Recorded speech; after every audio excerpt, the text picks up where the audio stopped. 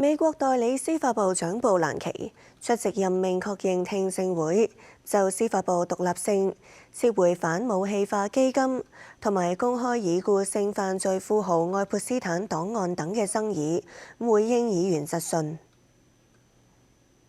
獲總統特朗普提名出任司法部長嘅布蘭奇出席參議院司法委員會開始為期2日嘅任命確認聽證會。Serving in the Department of Justice was my American dream. 民主黨議員質疑，身為特朗普前私人律師嘅布蘭奇無法保持獨立性，更呼籲參議院拒絕確認佢嘅任命。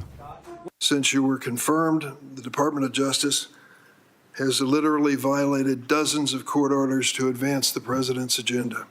兩黨議員就近18億美元嘅反武器化基金計劃追問布蘭奇。There is no weaponization fund. The weaponization fund is dead. It's not moving forward. 布蘭奇又被問到佢喺公開已故性犯罪富豪愛潑斯坦調查檔案中嘅角色。愛潑斯坦案受害者亦都到場旁聽。議員要求布蘭奇同佢哋會面。